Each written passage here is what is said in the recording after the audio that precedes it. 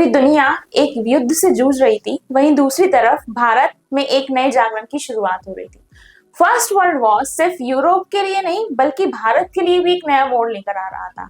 खिलाफत movement, non cooperation movement जैसे movements ने भारत में सभी लोगों को एक साथ जोड़कर रख दिया।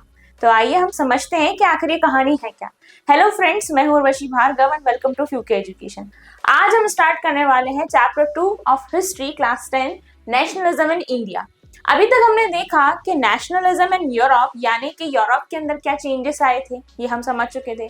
फर्स्ट वर्ल्ड वॉर के इम्पैक्ट तो हम बहुत पहले से ही देखते आ रहे थे, बट अब उन सारे इम्पैक्ट्स का भारत के ऊपर क्या असर रहा वो हम देखने वाले हैं।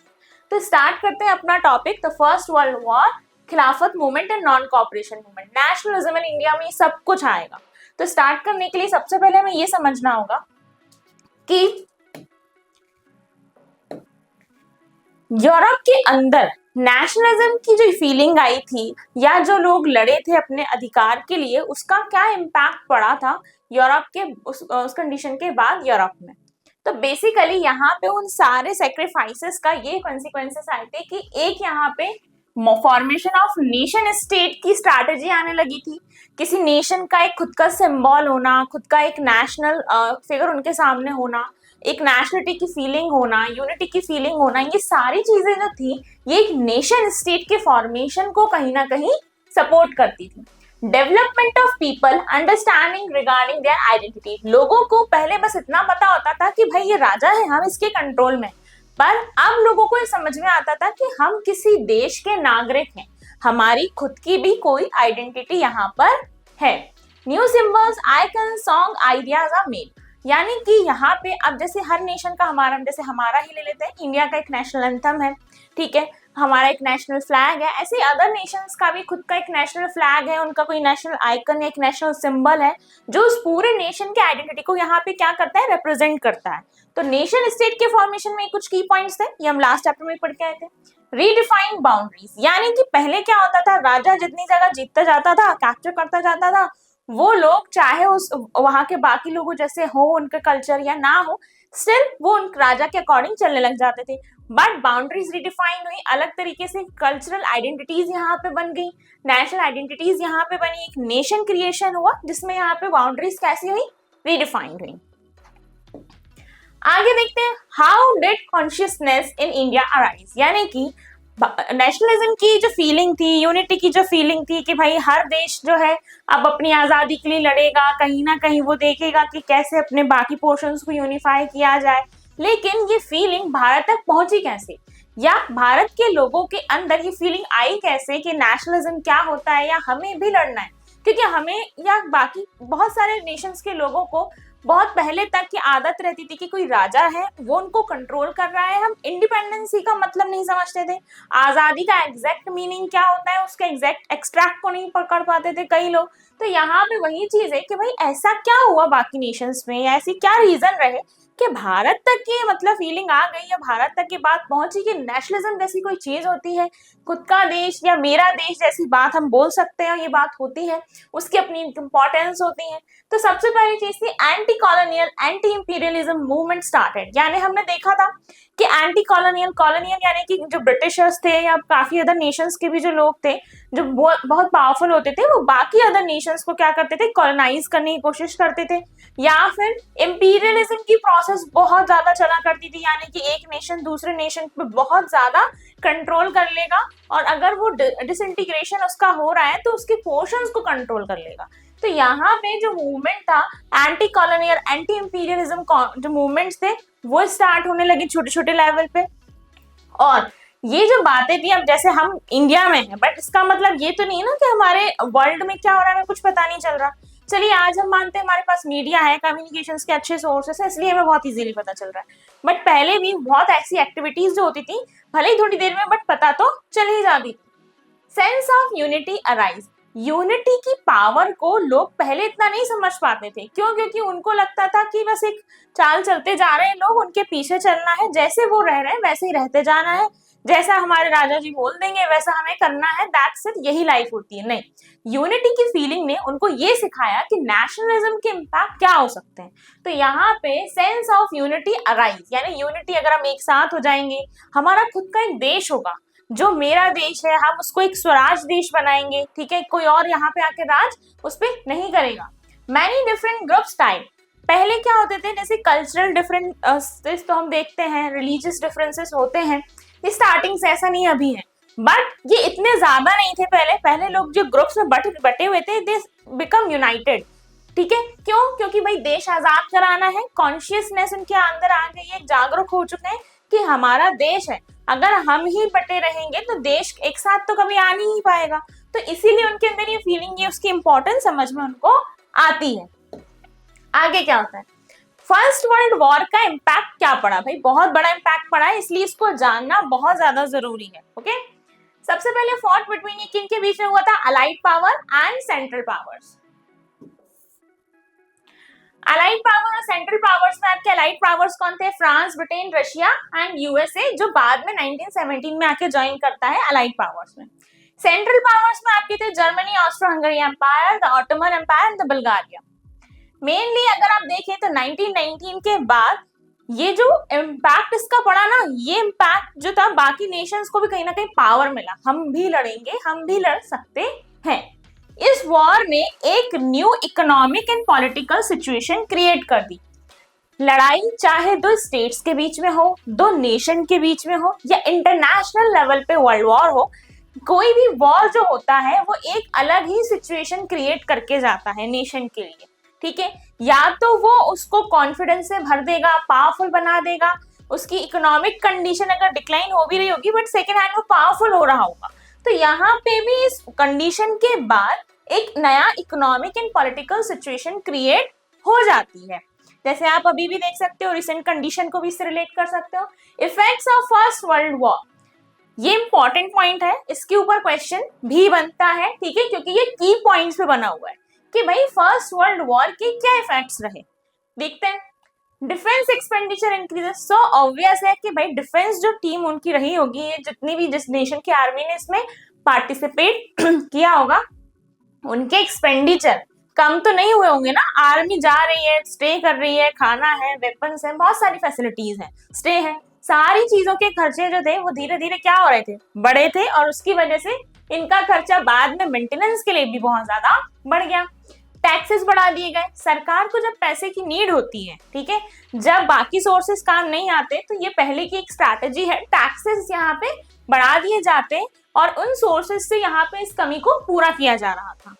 कस्टम ड्यूटीज इम्पोज, यानी बहुत इजीली जो आप ट्रेड कर रहे थे ना बाउंड्रीज पे, अब कस्टम ड्यूटीज वहां पे आ चुकी थी। इनकम टैक्स इंट्रोड्यूस कर दिया गया था after first world war. Okay, crop failure same time पे, ठीक है, सेम टाइम पे फेलियर ऑफ क्रॉप भी हो जाता है, फसलें बर्बाद हो जाती हैं। तो यहाँ पे बाकी दिक्कतें तो थी ही, पर खाने की या फूड की प्रॉब्लम भी स्टार्ट हो जाती है। Food shortages and food price increase, बहुत इजीली कनेक्शन है भाई, फसल खराब हो गई तो खाने की कमी तो आएगी, और खाने की कमी जब आएगी, जब आपके पास रिसोर्स का लिमिटेड होगा और उसको मांगने वाले अनलिमिटेड होंगे, तो आप वो डिमांड सप्लाई की कंडीशन को रिलेट करते हुए आप ये समझ पा रहे हो कि भाई रिसोर्स कम है, डिमांड ज्यादा है, तो आप क्या करोगे, प्राइस इंक्रीज होगा, ऑब्वियस है। यहाँ पे कंडीशन जो थी एपिडेमिक की वो बन जाती है 1919 में। यानी ये एक ऐसा साल रहा था 1919, फर्स्ट वर्ल्ड वॉर एंड हुआ, वैसे ही देश परेशान, कई देश आजाद नहीं है वो और परेशान, फसलें खराब हो गई, आम जनता तो बहुत ही ज्यादा परेशान, टैक्सेस लगा दिए गए, बेचारा मिडिल क्लास इंसान भी परेशान। अब जो बड़े बड़े इंडस्ट्रियलिस्ट जो लोग थे उनको थोड़ा बहुत बेनिफिट या अच्छा खासा बेनिफिट हुआ भी, तो पूरी एक तरीके से जो रिस्पॉन्सिबिलिटी उनके पास आ गई है ना। तो ये एक एपिडेमिक ईयर रहा था आपका 1919। फर्स्ट वर्ल्ड वॉर के इम्पैक्ट क्या रहे थे, सबसे पहले तो था इकोनॉमिक हार्डशिप, ये सबसे इंपॉर्टेंट है। इकोनॉमिक हार्डशिप मतलब कि किसी भी नेशन की इकोनॉमिक कंडीशन अच्छी होना बहुत ज्यादा जरूरी है, और अगर वो अच्छी नहीं है तो उसकी वजह से सफर उसकी जनता करती है। सरकार कोशिश कर रही होती है बट जनता का भी उतना ही योगदान यहाँ पर रहता है। इकोनॉमिक हार्डशिप की वजह से काफी नेशन जो कंडीशन उनकी नॉर्मल भी थी वो और वर्स्ट हो गई थी। Force recruitment in army from rural area, army में कमी आई थी, ठीक है, यहाँ पे सोल्जर्स की, तो जबरदस्ती लोगों को गांव जाके सब भर लिया जाता था कि भाई अब तुम जाओगे आर्मी में लड़ने, मतलब उसमें आप रहोगे और देश की तरफ से आप लड़ोगे। तो फोर्सफुली रिक्रूटमेंट यहाँ पे किया गया था। ये 2 मार्क्स क्वेश्चन है, 2 to 3 मार्क्स। यहाँ पे फर्स्ट वर्ल्ड वॉर के क्या आउटकम्स रहे थे, ऑब्जेक्टिव भी। सत्याग्रह का आइडिया, यानी आइडिया ऑफ सत्याग्रह, बेसिकली ये आपका टॉपिक, ये इंपॉर्टेंट है। कैसे सत्याग्रह नाम सुन के इजीली आपने रिलेट किया होगा महात्मा गांधी जी, ठीक है। सत्याग्रह होता क्या है, आपको सिर्फ उसको समझ के, जैसे पूछते हैं ना बच्चों से वर्ब क्या होता है तो बच्चे क्लास में बोलते हैं क्रिया, ऐसा नहीं है। किसी भी टॉपिक को जब आप पढ़ते हो, जैसे सत्याग्रह है, तो आपको उसको समझना है कि उसका जस्ट क्या है, एक्चुअल में उस टाइम पे उस वर्ड के एसेंस क्या है, ठीक है। ये सिर्फ बातों के लिए नहीं है, एग्जाम पॉइंट ऑफ व्यू से और जनरल अंडरस्टैंडिंग दोनों के लिए बहुत ज्यादा जरूरी है। 1915 में क्या होता है, महात्मा गांधी लौटते हैं साउथ अफ्रीका से, जहां पे इन्होंने एक सक्सेसफुली रेसिस्ट रिजाइम के खिलाफ वो लड़े थे, ठीक है। और ये एक नोवल मेथड था जिसमें यहाँ पे लोग अपना गुस्सा तो जताते हैं पर वायलेंस नहीं होते और ना ही वायलेंस का यूज करते हैं, उसी को बोला गया सत्याग्रह, ठीक है। आइडिया ऑफ सत्याग्रह जो है 2 चीजों पे फोकस करता है, ये इंपॉर्टेंट पॉइंट है। आइडिया ऑफ सत्याग्रह किस पे फोकस करता है, the power of truth and the need to search for truth. सच की ताकत को हर इंसान नहीं समझ सकता, क्योंकि यहाँ पे सच को जानने की और सच के रास्ते पे चलने की, सत्य के रास्ते पे चलने की बहुत ज्यादा जरूरत है। अगर आपका जो एम है वो सत्य है, अगर आपका जो लक्ष्य है वो सही है, तो आपके रास्ते में अगर हर्डल्स भी आएंगे तो आप डरोगे नहीं। सेम चीज यहाँ पे है कि इनका जो एम था महात्मा गांधी का, लोगों को आजाद करवाना, तो इनका जो रास्ता था वो कठिन जरूर हो सकता था पर वो गलत नहीं हो सकता था। क्यों? क्योंकि उसमें पावर ऑफ ट्रुथ जो है बहुत इफेक्टिवली यहाँ निकल कर आता है। वो बताते हैं, if the cause was true, if the struggle was against injustice, then physical force was not necessary to fight the oppressor. अगर आपका लक्ष्य सत्य है, आपका रास्ता सही है, आप जो काम करने जा रहे हो वो सही है, तो फिर यहाँ पे फिजिकली आपको वायलेंट होने की जरूरत है ही नहीं, ठीक है। आप अगर शांत रहोगे, नॉन वायलेंस के रास्ते पे भी चलोगे, तो भी आप अपने लक्ष्य को हासिल आसानी से कर सकते हो। इस स्ट्रगल के थ्रू इन्होंने ये बताया कि एंड में यहाँ पे सत्य को जीत मिल जाती है। वो एक कहावत भी है, सत्य परेशान हो सकता है पर सत्य पराजित नहीं हो सकता। तो वही चीज यहाँ पर है। इस बात को महात्मा गांधी ने बहुत अच्छे से एक्सप्लेन किया through his movement of satyagraha, okay. Mahatma Gandhi ऐसा मानते थे कि जो धर्म ऑफ नॉन वायलेंस है, ये ही पूरे जो लोग हैं उनको यूनाइट कर सकता है। क्या होता है, देखिए, अलग अलग थ्योरी के लोग होते हैं, अलग अलग फिलोसफीज होती हैं उनकी, ठीक है, उनकी सराउंडिंग सब बाकी चीजों की वजह से हर इंसान का वायलेंट होना अलग अलग लेवल पे हो सकता है। आपने किसी को बोला देश का ये मुद्दा है, हमें लड़ना है, आप जैसे डिबेट्स वगैरह भी देखते होगे तो आपको ये समझ में आता होगा कि क्वेश्चन एक ही है बट लोगों के जो एक तरीके से आंसर्स होते हैं या आंसर्स देने का तरीका होता है वो डिफरेंट होता है। तो यहाँ पे वही चीज है, महात्मा गांधी ये मानते थे कि यहाँ पे जो धर्म ऑफ नॉन वायलेंस है ये ही लोगों को यूनाइट कर सकता है। अगर आप लोगों को वायलेंट होने की परमिशन दे दोगे और या फिर उनको बोलोगे कि आप अपने अपने तरीकों से चीजों पर रिस्पॉन्स कर सकते हो और चिल्लाओ या फिर मारा पीटी करो, तो उससे क्या होगा कि उससे चीजें गलत हो जाएंगी और आपका जो फोकस है, जो आपका एक तरीके से एम है, उस पर लोग फोकस ना करके आपकी इस एक्टिविटी पे फोकस कर देंगे।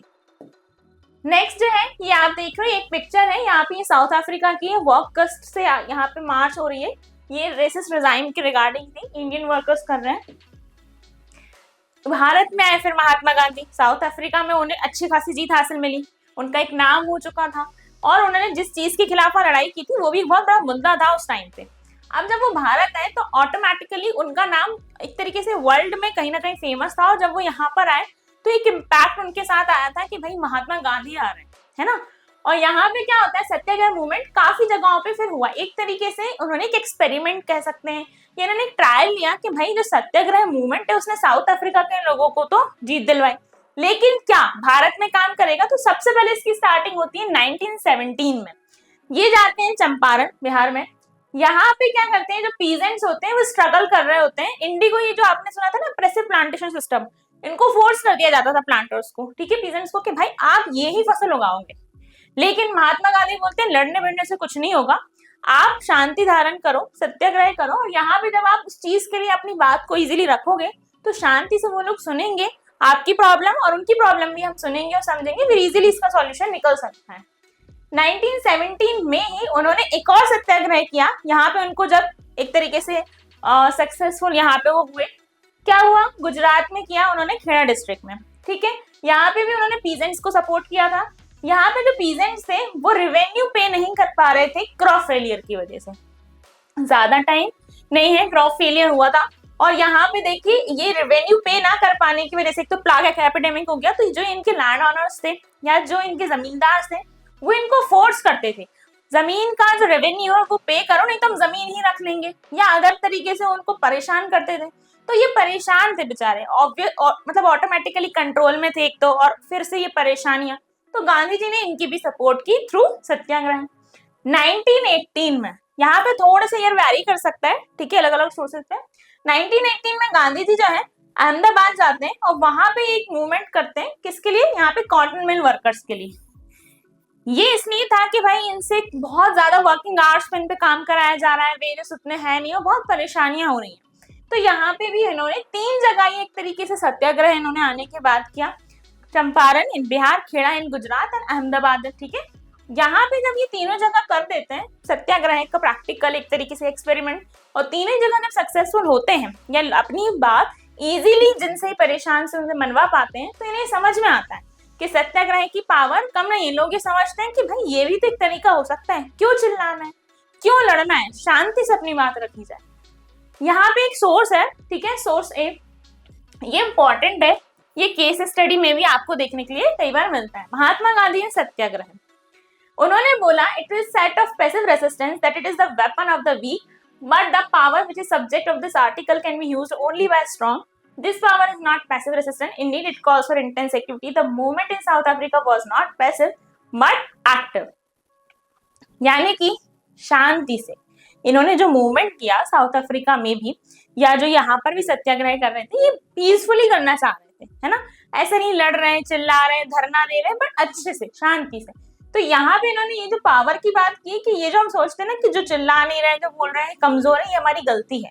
सबसे ज्यादा ज्ञान का भंडार वही लोग लिए हुए हैं, वो अपनी बात को सही तरीके से रिप्रेजेंट करना जानते हैं। सत्याग्रह जो है ये इंपॉर्टेंट है। सत्याग्रह इज नॉट फिजिकल फोर्स। सत्याग्रह में ये नहीं आप आए, आपको गुस्सा है, आपने बिल्कुल पिटाई विटाई चालू कर दिया, ऐसा बिल्कुल नहीं। सत्याग्रही जो होते हैं does not inflict pain on the adversary, he does not seek his destruction. In the use of satyagraha there is no ill will whatever.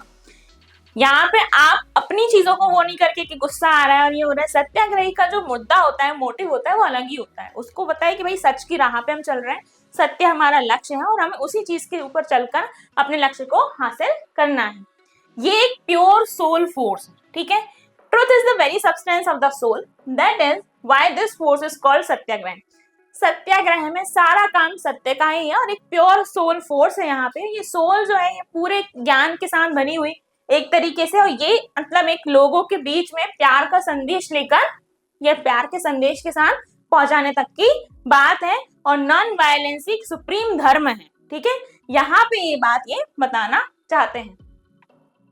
Mahatma Gandhi ji ने ये भी बताया था कि इंडिया जो है ब्रिटेन का एक ब्रिटेन उनके लिए एक राइवल नहीं है, बल्कि Europe of arms, the British worship the war god and they can all of them because as they are becoming bearer of arms. वो उनको पूछते हैं भाई weapons सब है उनके पास, ठीक है। The hundreds of millions in India can never carry arms. They have made the religion of non-violence with their own. हमारे यहाँ शस्त्र अस्त्र सब रहे हैं, लेकिन हमारे यहाँ सीधे लड़ लेना ये नहीं, हमारे नॉन वायलेंस का धर्म यहीं से स्टार्ट होता है और हम उसी को पकड़ के अगर चलेंगे तो हमारे लिए ही बहुत अच्छा रहेगा।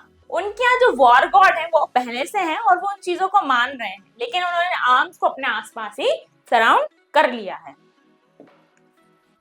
द रॉलेट एक्ट, देखो रॉलेट एक्ट क्या है, चीजों को कंटिन्यूअसली समझने की कोशिश करनी है, ठीक है। कैसे कंटिन्यूअसली समझेंगे?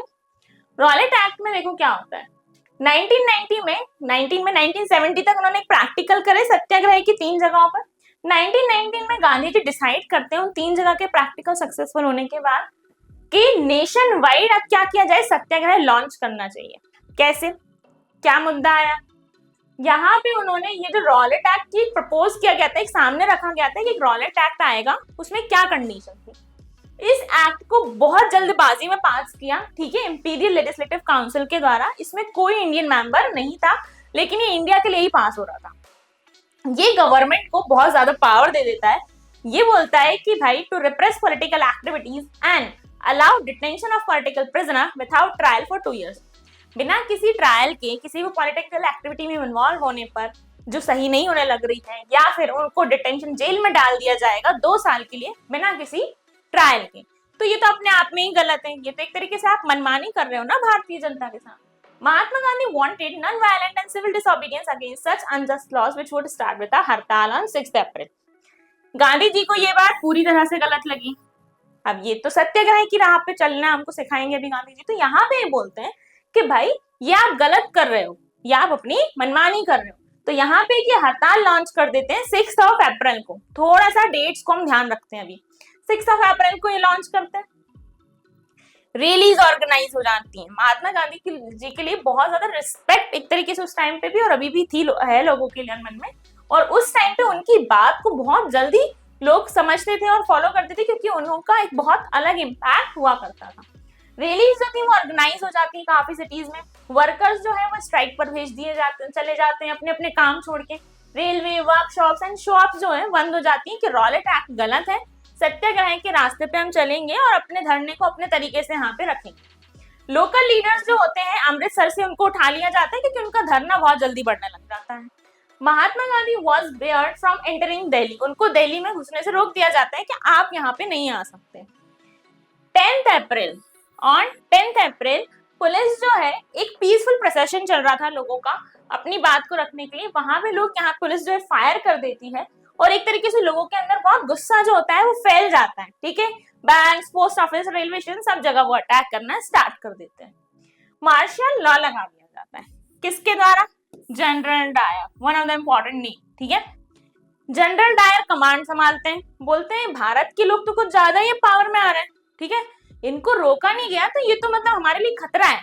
तो वो यहाँ पे क्या करते हैं, मार्शल लॉ इम्पोज कर देते हैं। आगे क्या होता है भाई, मार्शल लॉ इम्पोज हो गया है, मतलब अब यहाँ पे condition under control of British government. 13 अप्रैल को बहुत सारा क्राउड इकट्ठा होता है, ठीक है, जलियांवाला बाग में, और वो प्रोटेस्ट कर रहे होते हैं। बैसाखी का दिन भी था, प्रोटेस्ट कर रहे थे, शांतिपूर्वक प्रोटेस्ट वो वहां पे कर रहे थे। जनरल डायर तो वैसे ही भड़के हुए थे, मार्शल लॉ लगाया हुआ था। वो गुस्से में वहां पे घुसते हैं, सारे एग्जिट पोल्स को बंद करते हैं और यहाँ पे ओपन फायर कर देते हैं, जिससे बहुत सारे लोगों की जानें चली जाती हैं। बच्चे, बूढ़े, बुजुर्ग, वुमेन्स, मतलब कुछ नहीं देखते हैं, बस ओपन फायर कर देते हैं। उनका ऑब्जेक्ट ये था कि ऐसा एक मोरल इफेक्ट या ऐसी एक मानसिक स्थिति लोगों के अंदर बन जाए कि उनके माइंड में सत्याग्रही जितने भी, इनके दिमाग में जब भी ये नाम आए ना कि सत्याग्रह करना, एक डर आए कि कैसे जनरल डायर ने फायरिंग की थी। तो यहाँ पे इनका मोटिव ये रहता है। यहाँ पे स्ट्राइक्स, क्लैशेस पुलिस के साथ, गवर्नमेंट बिल्डिंग्स में अटैक्स कंटिन्यू होते हैं और बढ़ जाते हैं। आगे क्या होता है, गवर्नमेंट बहुत बुरे तरीके से लोगों के साथ रिस्पॉन्ड करती है कि जनता डर गई थी कि भाई इन्होंने क्या कर दिया। कई लोगों के अपने चले गए, कई लोगों की जानें चली गई। लोगों ने देखा कि एक तरीके से टेरर टाइप का क्रिएट हो गया। सत्याग्रही को फोर्स किया गया कि अपनी नोज को यहाँ पे ग्राउंड पे रब किया जाए या स्ट्रीट्स पे क्रॉल करना पड़े। यहाँ पे आप देखोगे तो ये जितने भी साइड जो लोग अपने अपने गांव छोड़ के चले गए, काफी लोग परेशान यहाँ पे हो गए। ये जो वायलेंस था ये इतना ज्यादा बढ़ने लगा कि महात्मा गांधी ने जब ये देखा कि भाई ये जो सत्याग्रह हमने स्टार्ट किया था ये तो अलग ही मोड़ पे चला गया, तो उन्हें मतलब बहुत मजबूरन इसको कॉल्ड ऑफ करना पड़ा, इसको बंद करना पड़ा इस मूवमेंट को। ये आपका रॉलेट एक्ट के ऊपर वो सत्याग्रह था। और ये जो कंडीशन हुई कि भाई जलियांवाला बाग में जो लोग घुसे, ठीक है, 13 अप्रैल बैसाखी का दिन, और ये ओपन फायर जनरल डायर ने जो करवाया था, ये था आपका जलियांवाला बाग मैसेकर। यहां तक हमको समझ में आया। अब अभी तक की कंडीशन समझते हैं। कंडीशन इसलिए समझते हैं, आगे की कंडीशन और अच्छे से समझने के लिए। महात्मा गांधी आए, उन्होंने सत्याग्रह की इंपॉर्टेंस को समझाया, उसके 2 की पॉइंट्स बताए और उन्होंने 6 अप्रैल को यहाँ पे हड़ताल अनाउंस कर दी। 10 को प्रोसेशन हुआ, मार्शल लॉ इम्पोज हो गया। 13 अप्रैल को जलियांवाला बाग मैसेकर होता है, जिसकी वजह से, क्यों हुआ था, रॉलेटा एक्ट इम्पोज हुआ था, उसके लिए हड़ताल की गई थी। जब ये सब होता है तो उसके बाद अब महात्मा गांधी कुछ ना कुछ नया रास्ता तो निकालेंगे, और जब वो रास्ता निकालेंगे तो क्या होने वाला है ये हम देखते हैं। खिलाफत इशू।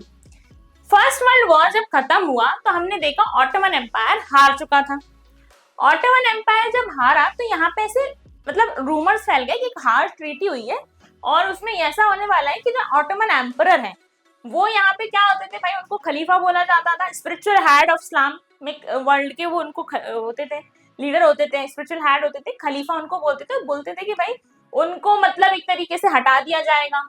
खलीफा के डिफेंड करने में यहाँ पे एक खिलाफत कमेटी बनती है, ठीक है। कहाँ पे बनती है? बॉम्बे में, मार्च 1919 में। यहाँ पे मुस्लिम लीडर्स होते हैं दो, यंग जनरेशन के, मोहम्मद अली एंड शौकत अली। खिलाफत कमेटी बन गई, उसको लीड कौन कर रहा है? मोहम्मद अली एंड शौकत अली। गांधी जी देखते हैं कि लोगों के अंदर ये जो हिंदू मुस्लिम ये जो एक तरीके से भड़काव ब्रिटिश गवर्नमेंट ने फैलाया है, ये ब्रिटिश गवर्नमेंट को सबक सिखाने का सबसे अच्छा टाइम है। कैसे? ये उनको एक अपॉर्चुनिटी की तरह समझ में आया कि एक अम्ब्रेला के अंदर ये खिलाफत कमेटी और इंडियन जितने भी सत्याग्रही इनको मिला दिया जाए और देन एक मूवमेंट स्टार्ट किया जाए तो British government divide and rule की पॉलिसी फॉलो नहीं कर पाएगी, ठीक है। यहाँ भी क्या होता है कि नेशनल मूवमेंट बन जाएगा फिर ये। अब यहाँ पे वो कन्विंस करते हैं बाकी लीडर्स को कलकत्ता सेशन में कि एक नॉन कॉपरेशन मूवमेंट स्टार्ट करते हैं और इसमें खिलाफत कमेटी जो है मोहम्मद अली, शौकत अली, इन लोगों की मदद लेते हैं और स्वराज की भी हम यहाँ पे बात सामने रखेंगे। महात्मा गांधी जी ने कितना अच्छा सोचा।